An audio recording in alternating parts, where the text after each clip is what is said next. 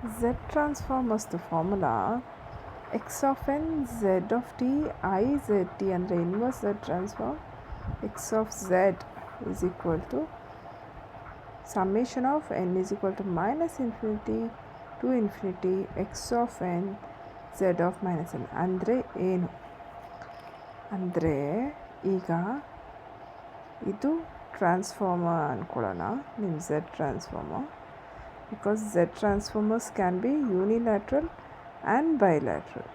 Okay, so ಇದು ಒಂದು Z transformer ಅಂದ್ಕೊಳ್ಳೋಣ, or you can consider an image as Z transformer. Okay, Z transformer ಅಂದ ತಕ್ಷಣ ಈ ಥರ ಒಂದು ಕಾಯಿಲ್ ಇದ್ದ ತಕ್ಷಣ ಏನು ಒಂದು ಕ್ಯಾರಿಯರ್ ಸಿಗ್ನಲ್ ಇರುತ್ತೆ, ಒಂದು ಮೆಸೇಜರ್ ಸಿಗ್ನಲ್ ಇರುತ್ತೆ. So carrier signals will have a standard formula. Message signal x of ಎನ್ನಲ್ಲಿ ಇರುತ್ತೆ, ಎಲ್ಲಿ ಹೈ ಬರುತ್ತೆ ಎಲ್ಲಿ ಲೋ ಬರುತ್ತೆ ಅನ್ನೋದು. ಸೊ ಇಲ್ಲಿ ಎಕ್ಸ್ ಆಫ್ ಎನ್ನಲ್ಲಿ ಝೆಡ್ ಮೈನಸ್ ಎನ್ನು ಏನು ಮ್ಯಾಮ್ ಅಂದರೆ ಎಕ್ಸ್ ಆಫ್ ಎನ್ನು ಸಿಗ್ನಲ್ ಅಂದ್ಕೊಳ್ಳೋಣ. ಬಿಕಾಸ್ ಝೆಡ್ ಟ್ರಾನ್ಸ್ಫಾರ್ಮರ್ಸ್ ವರ್ಕ್ ಮಾಡೋದೇ ಡಿಸ್ಕ್ರೀಟ್ ಸಿಗ್ನಲ್ಗೋಸ್ಕರ, ಅಂದರೆ ಡಿಸ್ಕ್ರೀಟ್ ಸಿಗ್ನಲ್ಸು ಯೂಸ್ ಮಾಡ್ತೀವಿ ಝೆಡ್ ಟ್ರಾನ್ಸ್ಫಾರ್ಮರ್ಸಲ್ಲಿ.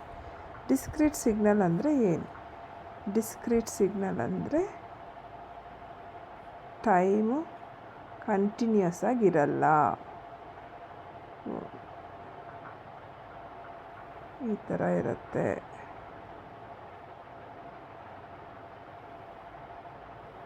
ಈ ಥರ ಇರುತ್ತೆ.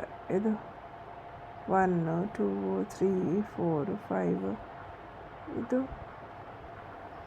-1 -2 -3 ಅಂತ ಇರುತ್ತೆ. This is how it goes on. ಇದು ಡಿಸ್ಕ್ರೀಟ್ ಸಿಗ್ನಲ್ಸ್. ಡಿಸ್ಕ್ರೀಟ್ ಸಿಗ್ನಲ್ಸ್ನ ಕಳಿಸೋದೆ ಝೆಡ್ ಟ್ರಾನ್ಸ್ಫಾರ್ಮರ್ಸಲ್ಲಿ. ಈ ಎನ್ ಅನ್ನೋದು ಇದು number of signals. This is n. This is x of n signal ಹೇಗೆ ಕಳಿಸೋದು.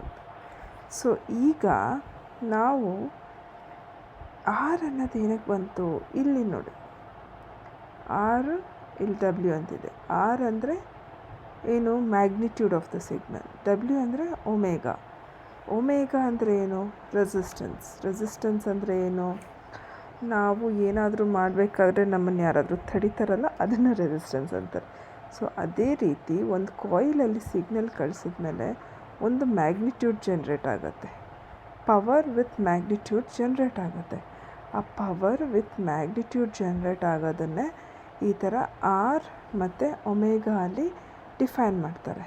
So usually Z is equal to RE minus JW. So ಇಲ್ಲೇನಿದೆ? Z ಮೈನಸ್ ಎನ್ ಇದೆ. ಸೊ ಆರ್ ಅಂದರೆ ಏನು? ಮ್ಯಾಗ್ನಿಟ್ಯೂಡ್.